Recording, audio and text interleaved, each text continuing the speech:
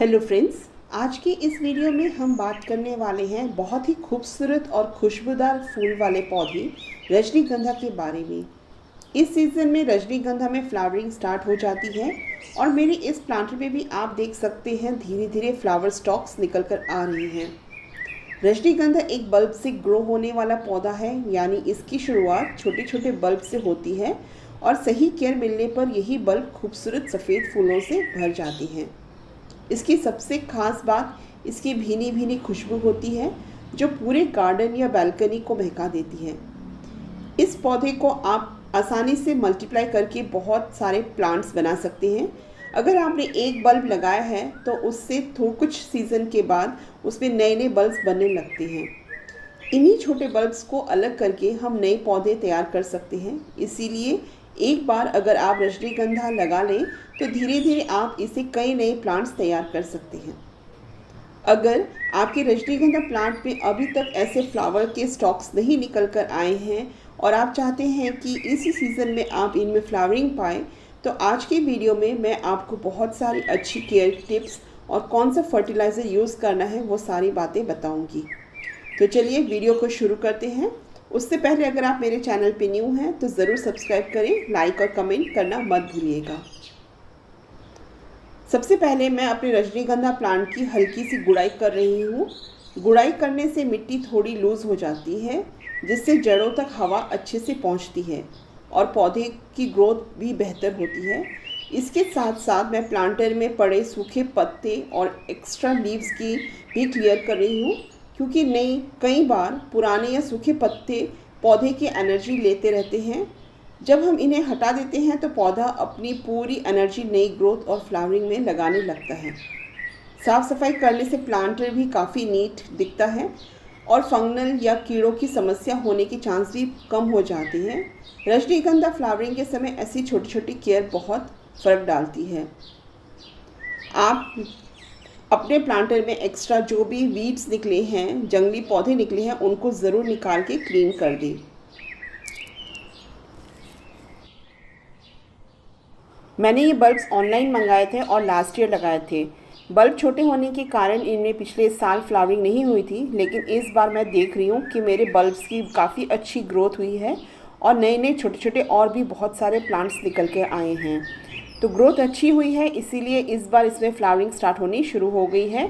कुछ स्टॉक्स निकल के आ रहे हैं, कुछ बल्ब्स में अभी स्टॉक्स नहीं निकले, इसीलिए इस सीज़न में इनमें फर्टिलाइज़र देना बहुत ज़रूरी बन गया है। रजनीगंधा के फ्लावर प्लांट में अच्छे स्टॉक्स निकले, अच्छी फ्लावरिंग हो, उसके लिए हम डीएपी का इस्तेमाल करेंगे। रजनीगंधा में जब फ्लावरिंग सीज़न शुरू होता है तब पौधे को सही न्यूट्रिएंट्स देना बहुत ज़रूरी हो जाता है, ताकि फ्लावर प्लांट्स अच्छे से डेवलप हों और ज़्यादा फ्लावरिंग मिले। यहाँ पे हम डीएपी का इस्तेमाल कर रहे हैं। डीएपी यानी कि डाई अमोनियम फॉस्फेट में फॉस्फोरस और नाइट्रोजन दोनों होते हैं। खासकर फॉस्फोरस पौधे में फ्लावरिंग बढ़ाने में बहुत मदद करता है। इससे पौधे की जड़ें भी मजबूत होती हैं और फ्लावर स्टॉक्स हेल्दी तरीके से निकलते हैं।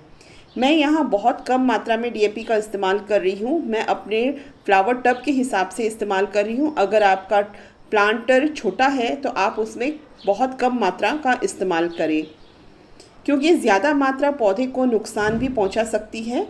आप इसे मिट्टी में हल्का हल्का मिलाकर दें और उसके बाद पानी ज़रूर दें, ताकि न्यूट्रिएंट्स अच्छे से मिट्टी में घुल जाए। अगर आपके रजनीगंधा प्लांट में अभी तक फ्लावरिंग नहीं हो रही या स्टॉक्स बहुत कम निकल रहे हैं तो सही मात्रा में डीएपी देना काफ़ी फ़ायदेमंद हो सकता है, लेकिन हमेशा ध्यान रखें कि किसी भी फर्टिलाइज़र का ओवरयूज़ नहीं करना चाहिए।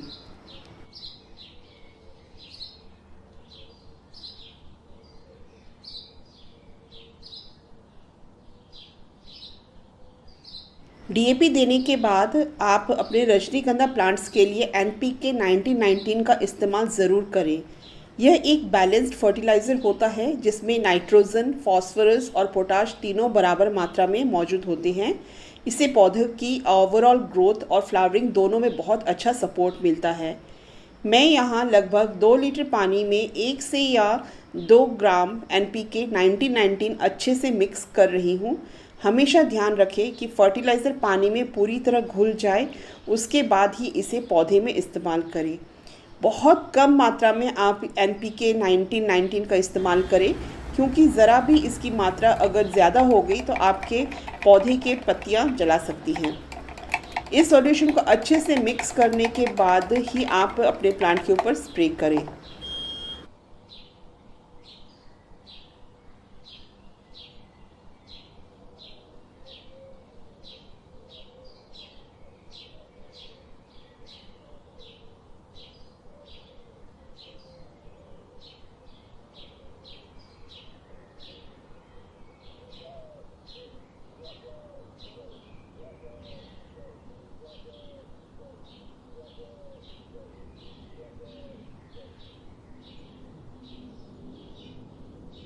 इस सॉल्यूशन को पौधों की जड़ों के आसपास ही दें और साथ ही इसकी लीव्स पर भी स्प्रे कर सकते हैं।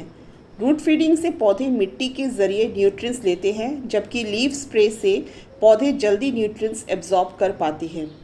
NPK 19-19 इस्तेमाल करने से रजनीगंधा के पौधों में नई ग्रोथ तेज़ी से होती है, पत्तियां हेल्दी और ग्रीन रहती हैं और फ्लावर स्टॉक्स भी ज़्यादा स्ट्रॉन्ग बनते हैं।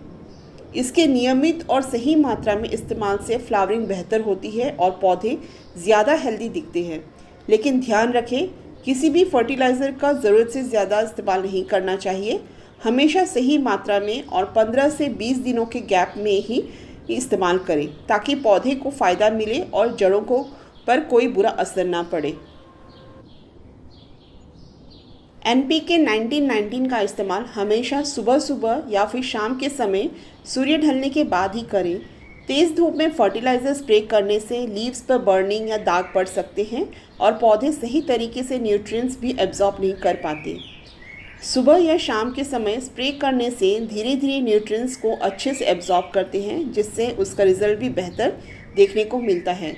इसके इस्तेमाल से रजनीगंधा के पौधों में हेल्दी ग्रोथ होती है, पत्तियां ज़्यादा ग्रीन स्ट्रॉन्ग बनती हैं, फ्लावर स्टॉक्स की ग्रोथ भी बेहतर होती है।